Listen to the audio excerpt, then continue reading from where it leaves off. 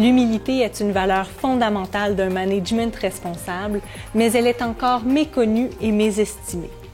Pourtant, de plus en plus de recherches montrent qu'en contexte organisationnel, l'humilité est liée à l'apprentissage organisationnel, à la culture du service et à la résilience de l'entreprise. Il est donc essentiel de poursuivre notre réflexion autour du concept d'humilité. Nous savons bien, les entreprises existent notamment pour permettre de réaliser des choses qu'on ne pourrait réaliser seules. En entreprise, nous avons besoin des autres pour atteindre nos objectifs, pour réaliser notre mission. Il est donc important de reconnaître le rôle que jouent nos collègues, nos employés et nos gestionnaires dans l'atteinte des objectifs de l'entreprise. Le professeur Jean-Pierre Brun est l'un des spécialistes mondiaux en matière de reconnaissance au travail. La reconnaissance au travail est un concept en effet large qui parfois est un peu difficile à définir. Moi, ce que je dis essentiellement quand on écoute les gens, leur principal besoin de reconnaissance, c'est d'abord qu'on connaisse leur travail et qu'on connaisse les personnes en tant que telles. C'est ce que j'appelle la reconnaissance existentielle. Savoir quels sont les intérêts de ses employés, de ses collaborateurs, quelles sont les difficultés auxquelles ils sont confrontés. Après ça, souvent, les individus aussi ont besoin qu'on reconnaisse leurs efforts qu'ils font pour réaliser le travail. Aujourd'hui, le travail n'est pas facile à faire pour tout le monde, peu importe les catégories d'emploi.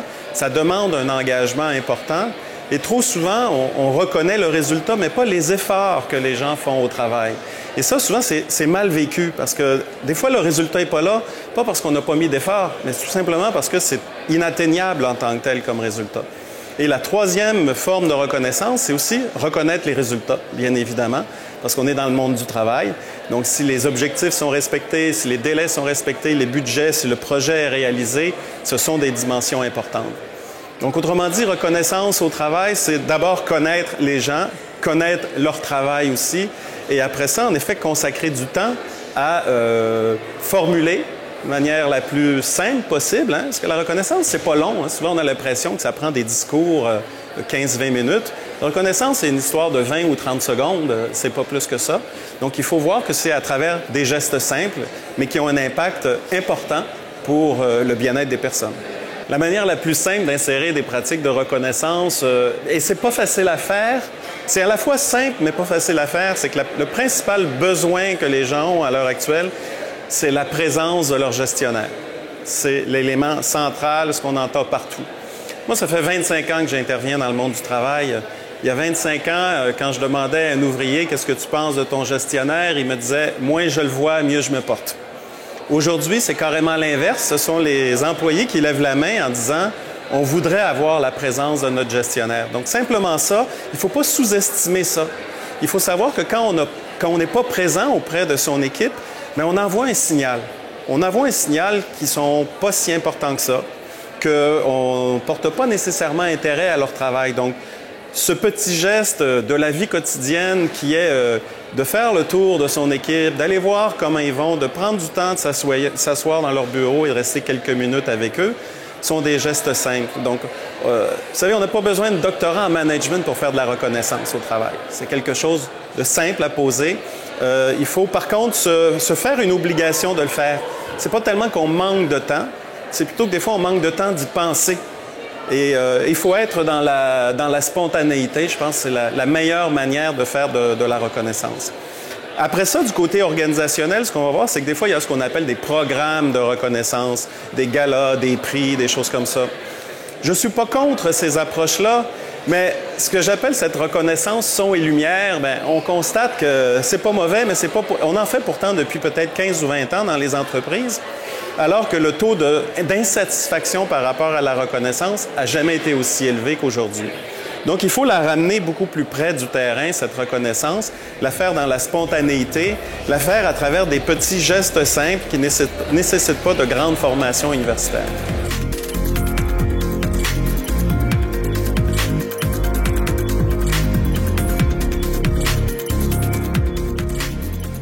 Alors, parfois, c'est difficile pour les gestionnaires de donner de la reconnaissance.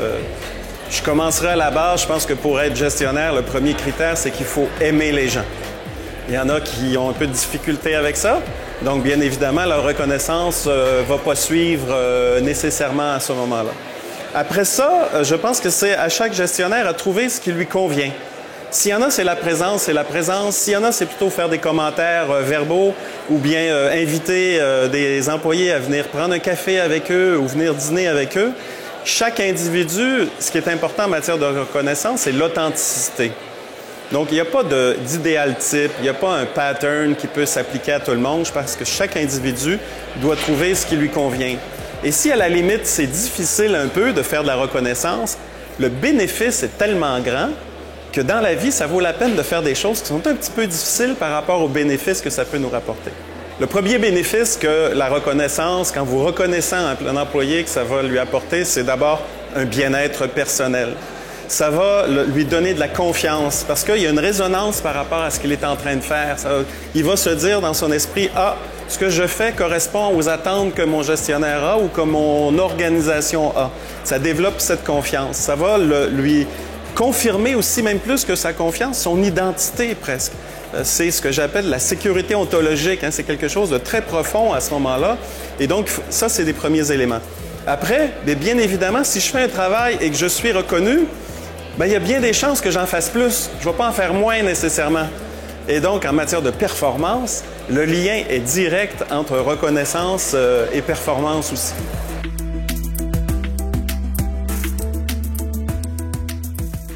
Comme nous l'avons vu dans la capsule précédente, faire preuve d'humilité, c'est aussi avoir un rapport sain avec l'échec. C'est important pour les individus, mais ce l'est aussi pour les entreprises. Les grandes sociétés entrepreneuriales dans le monde ont compris que l'échec, ce n'est pas une fin, que l'échec n'est pas quelque chose de négatif. Le rapport à l'échec, on doit totalement le transformer. Parce que l'échec, ça fait partie du processus d'apprentissage. Si on réussissait à chaque fois tout ce qu'on entreprend, on n'apprendrait pas autant que lorsqu'on a un échec et qu'on peut regarder en arrière ce qui n'a pas fonctionné et être capable d'appliquer ces apprentissages-là dans les prochains projets. Et en entrepreneuriat, c'est extrêmement important. Les plus grands entrepreneurs qui sont aujourd'hui des modèles, en fait, pour les jeunes générations, ce sont des gens qui, maintes et maintes fois, ont connu l'échec, ont réussi à se relever et à se servir de ces échecs-là pour améliorer les chances de succès de leur prochain projet. Et à titre d'exemple, pour illustrer mes propos, les anges investisseurs, qui sont des gens qui investissent donc de leur propre argent dans les projets, ont commencé à investir davantage dans les gens qui avaient connu l'échec parce que pour eux, c'est un gage que ces gens-là sont plus à même de réussir dans les prochains projets, sont plus réalistes, connaissent les éléments qui s'en viennent et les défis et les obstacles qui vont être rencontrés en cours de route.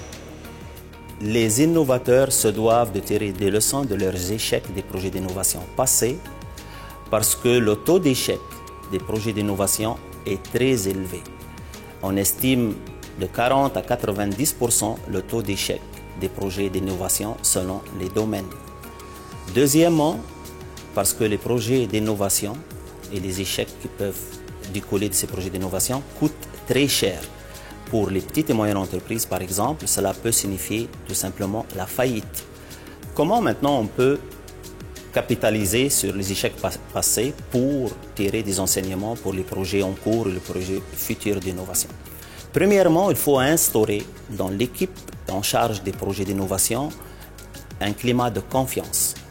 Dans le jargon, on parle de sécurité psychologique. Il faudrait que les membres de l'équipe d'innovation soient en confiance, qu'ils sont capables de discuter ouvertement, sans risque de représailles, de ce qui s'est passé dans le passé. Il faudrait aussi que l'organisation soit à même de codifier, de documenter ce qui s'est passé et de l'intégrer dans ses routines et dans ses pratiques quotidiennes. On parle ici, dans le jargon scientifique, de l'apprentissage à double boucle. Il ne s'agit pas de régler un problème instantanément et après ça, on oublie ça puis on recommence. Il est important aussi d'avoir au sein de l'organisation une approche face à l'échec, une approche de résolution de problèmes et non pas une approche de blâme.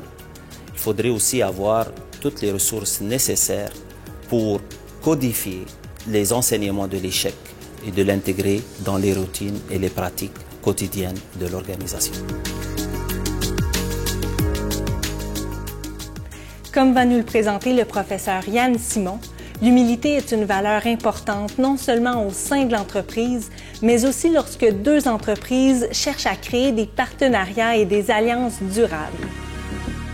Les entreprises qui veulent joindre des alliances ou des réseaux d'alliances, en fait, doivent montrer deux valeurs qui sont très importantes. La première valeur, c'est une valeur d'ouverture, c'est-à-dire qu'il faut être, bien évidemment, ouvert aux idées, aux contenus, aux actifs des autres entreprises, qu'ils soient humains, matériels ou immatériels. L'autre valeur aussi, c'est une valeur de collaboration. Ça peut paraître un peu paradoxal, mais la plupart des alliances connaissent des échecs justement parce que les partenaires ne collaborent pas.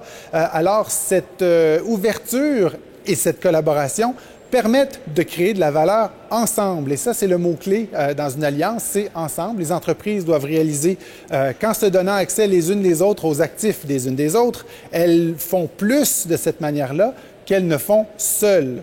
L'humilité est essentielle lorsqu'on examine la collaboration entre les entreprises ou même les alliances entre les entreprises, parce que l'humilité définit la base d'une relation qui sera au bénéfice de toutes les parties prenantes.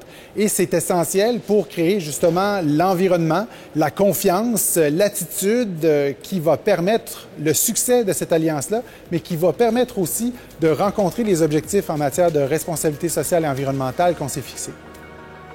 Si l'humilité est importante dans le cadre de partenariats et d'alliances entre entreprises, elle l'est aussi lors des processus complexes de fusion et d'acquisition, notamment lorsque ça implique des entreprises qui se situent dans deux pays différents avec des cultures bien différentes. Le professeur Gustavo Birolo étudie depuis de nombreuses années les processus de fusion et d'acquisition et il mentionne l'importance de tenir compte des gestionnaires intermédiaires, sur les épaules desquels repose une grande partie du travail d'intégration des deux entreprises, mais qui ne reçoivent pas l'aide et la reconnaissance nécessaires. Creo que en el proceso de adquisiciones, las interacciones entre las dos organizaciones cumplen un rol muy importante. Si bien es trascendental la interacciones entre los mandos jerárquicos de las organizaciones, también las interacciones entre los mandos medios de las dos organizaciones cumplen un rol crucial. Porque los mandos medios de la organización compradora, que son los que van a desembarcar en la empresa adquirida para implementar la estrategia, son los que van a conocer la estrategia que la organización quiere implementar en esa organización para sumarla a su organización. Los gerentes de la empresa compradora son los que van a desembarcar en la empresa adquirida para implantar la estrategia de la adquisición. Entonces son ellos los que van a tener el conocimiento de la estrategia que va a utilizar la empresa compradora para sumar la empresa adquirida a la organización. Por el contrario, son los gerentes de la empresa comprada que van a conocer el contexto de la organización. Entonces van a conocer cómo las operaciones de esa organización, van a conocer sus clientes, van a conocer sus proveedores, van a conocer el medio en el cual se desarrolla su organización, el país, por ejemplo.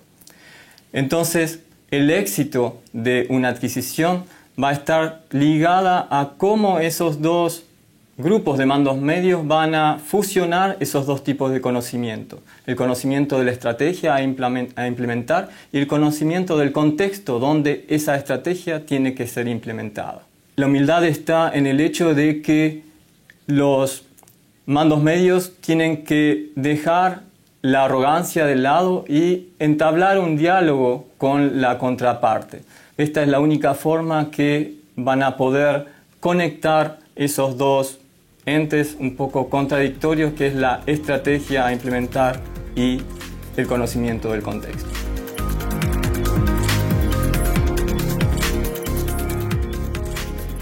Dans cette capsule, nous avons vu que les entreprises humbles reconnaissent la valeur du travail humain qui leur permet d'accomplir leur mission et elles n'hésitent pas à former des alliances et des partenariats pour mieux répondre aux besoins de leurs clients.